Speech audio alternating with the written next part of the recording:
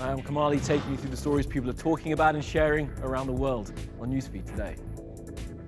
We check in on the clemency appeal for Noura, a 19-year-old Sudanese girl sentenced to death over the killing of a man she was forced to marry when he raped her. We'll tell you why the footwear of Malaysia's new Prime Minister has got social media there buzzing. Tourist T-shirts cause a diplomatic row between China and Vietnam.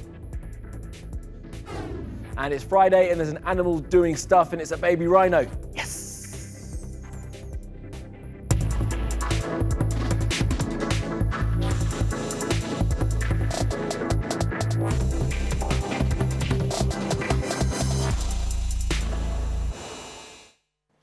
Well, top of our newsfeed is the Justice for Nura, the campaign that's maintaining the pressure on the government of Sudan. Now, last week, we told you about Nura Hussein. She was 19 and was sentenced to death for killing the man she was forced to marry after he raped her.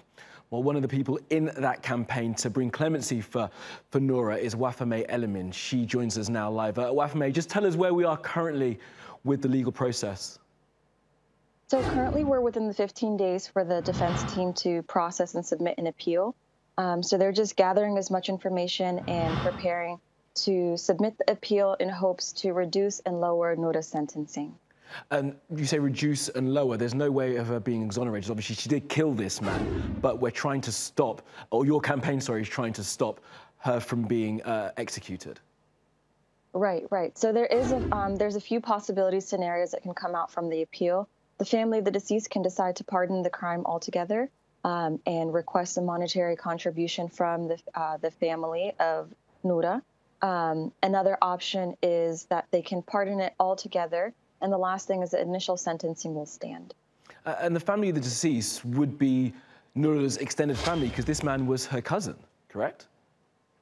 Yeah, so I also mean that as in the world has kind of become her family as well. So anyone who can help and contribute for that, if it becomes the option, will be equipped to do that, hopefully. That's the plan with the campaign, is to garner as much attention and keep people in the loop and updated in case more resources or anything is needed. We can reach out to the world. Absolutely. And the UN have joined the campaign as well. Just tell us a bit about that and which UN bodies have been adding their voices to this campaign. So the UN has issued a statement that says they're requesting that the death sentence be taken away from Nura, UN Women. We've also had Amnesty International issue a comment and Human Rights Watch pretty much addressing the case of Nura and applying that pressure from an international scope on Sudan to be able to kind of gain justice for Nura and the many Nuras in the country as well as around the world. Absolutely, because Nura is not the only one. Now, have you or anyone in the campaign been able to hear from Nura? Do we have any idea how she's doing currently? So the last we heard from her, our team is in direct contact with her defense team, who also consists of social workers, psychologists who are helping Nura through this process, which she didn't have before the campaign, at least not to this caliber. So the last time we spoke was about maybe 3 or 4 days ago, and they told us that they read some of the letters to her that were sent in the campaign, letters of support sent directly to Nura, and that really lifted her spirits. She's been in prison for over a year now, and getting that support and knowing that there's people around the world who care and who are extending their love and their prayers to her just really put her in better spirits. Especially in this holy month, I assume that will be lifting her spirits. And it's good to know that she knows that the world is there on her side. Now, in terms of the Sudanese government and the judiciary, what sense are we getting from them about how they're feeling? We're in the appeal period, of course, that has to run its course. But are we getting any sense about which way they may go? We have no idea whatsoever about which way they're leaning. The judiciary, they have very strict methodology for how they can process and judge these kinds of cases. We are noticing that in Sudan, the people are noticing and they're taking attention, they're talking, they're encouraging dialogue.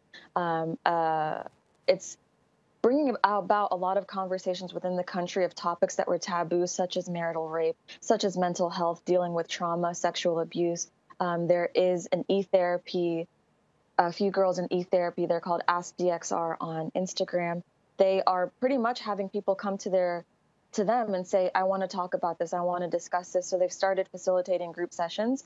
And there was a press conference scheduled to be held on Wednesday at 3 p.m. Khartoum time. But the National Intelligence Security Services of Sudan came to the lawyer's office and really just intimidated them, and that led, for the safety reasons, they canceled the press conference. That was the main means by which the defense team was hoping to vocalize and spread the word directly from them, because right now it's just coming from me and my team and the people who are liaising, and we're just hoping to really streamline that process through the press conference. So we're trying to find other means to be able to do that. Absolutely. Well, this is one of those means, Wafame, and we do thank you. I thank you for speaking to us again, and we will be in touch in the coming days. Best of luck.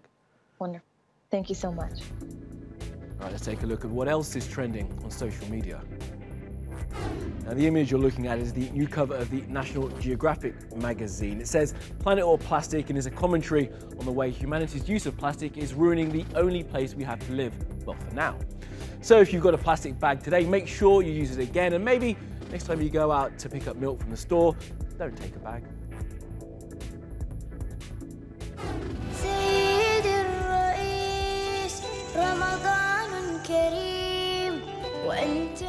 Now, this is a commercial for Zain, the largest telecoms company in the Middle East. The ad, called Mr. President, has been released for Ramadan, and it's got plenty of people talking. It features a child, as you can see, speaking to Donald Trump, Vladimir Putin, Angela Merkel, and other world leaders. The commercial also reminds viewers that Jerusalem is the capital of Palestine. Now, reactions online have been mixed. Some are praising Zain's efforts to raise awareness of the innocent victims of war, while others question the company voicing opinion that mix religion and politics. Let us know what you think in the comments.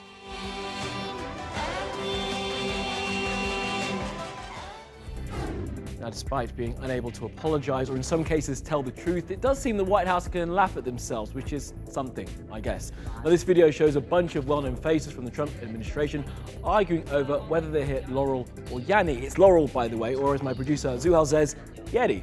Anyway, this is what people at 1600 Pennsylvania are hearing. It's Laurel. But I could deflect and divert to Yanni if you need me to. Who's Yanni? I hear Kofefi. Yanni's a winner. Laurel's a loser. Now, as well as being the new Prime Minister of Malaysia, the internet has turned Mahathir Mohamad's thrifty style into iconic status. He was pictured wearing $4 sandals from the shoe brand Bata. The picture was posted on Instagram with the words, "Our humble Tun needs no Gucci or Hermes, just Bata. It's good to go. Love you, Tun." Now, Bata's since turned it into a marketing opportunity, calling the men's brown sandals Ramadan's hottest selling accessory. Nice. Now for some more about Tun, but not about his footwear game, but about his politics game. Just how did a 92-year-old who's already run the country for decades come up with one of the most surprising comebacks in recent world affairs? One finger at a time, Malaysians voted for change.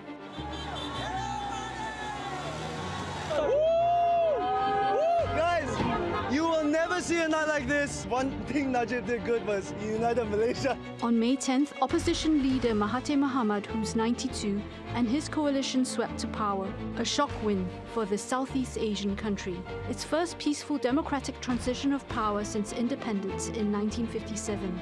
So what challenges lie ahead?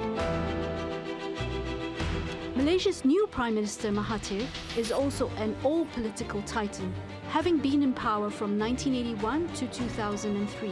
He industrialized Malaysia, turning it into an Asian tiger, but in the process created a patronage system that's still rife today. Now Mahathir's coalition Pakatan Harapan has unseated former Prime Minister Najib Razak, who's embroiled in a multi-billion-dollar scandal surrounding a government fund, 1MDB. In a break with the past, Mahathir's vowed to tackle the corruption which flourished under Najib's watch and recover the billions of dollars lost from 1MDB. There is sufficient evidence that an investigation into certain things that has been done by the former Prime Minister has to be done, and if necessary, the rule of law will apply.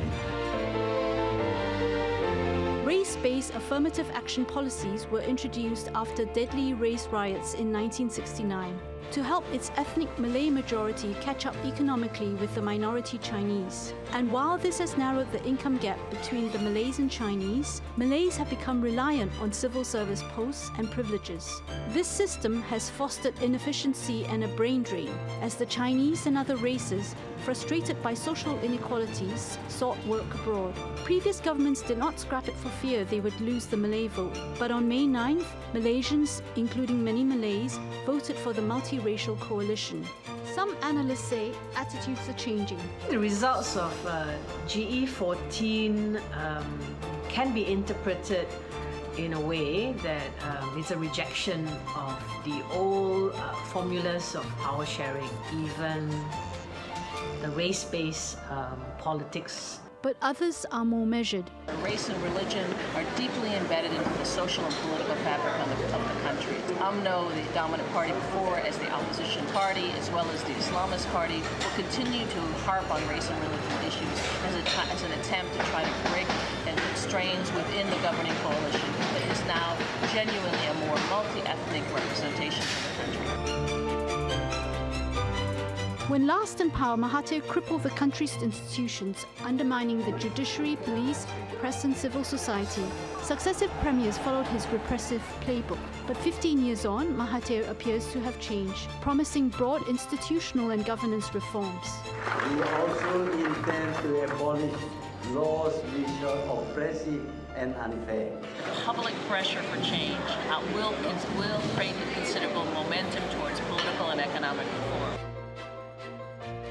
The government also faces a delicate economic balancing act. The new coalition has promised to abolish a hated 6% goods and services tax because many people can't afford to make ends meet. But economists say getting rid of the GST will increase the government's fiscal deficit, and the coalition's promise to review major investments from China and Singapore could hurt its reputation with foreign investors. Given these challenges, can Mahathir bring the change Malaysia so badly needs? Min reporting there. Let's take you around the world for some other stories you need to know this Friday. Now it's the big one tomorrow. Yes, I'm getting a haircut and it's the FA Cup final and these two are getting married. Now millions will be watching, not me getting a haircut, hopefully, but the wedding of Prince Harry and Meghan Markle and of course the final. The latest info, if you care, is that because of Meghan's father's embarrassing behaviour, Harry's father, Prince Charles, will walk her down the aisle. And this could be a glimpse of the graduation ceremonies of the future. Cynthia Petwa is the face you can see on that iPad screen. She had to go into hospital and would have missed the day had it not been for a tablet, speakers, and a cool set of wheels. Congratulations.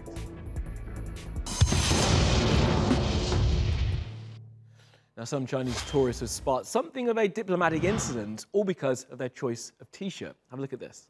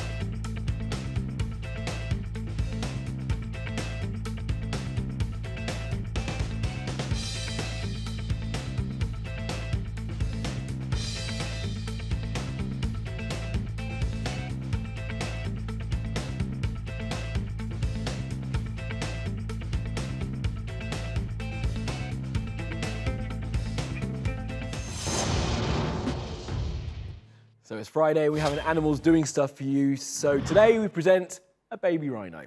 Now this little guy was born at Chester Zoo. He's an Indian rhinoceros, also known as the greater one-horned rhinoceros and the greater Indian rhinoceros. And his great little wander around has been watched millions of times since the zoo released the video. and you're welcome. That's all from the NewsFeed team. Reach out to us for your questions, comments, complaints and suggestions. I'm at Kamali Melbourne. You'll find us 24/7 on Twitter, YouTube and Facebook. Follow, subscribe and add. See you again next week.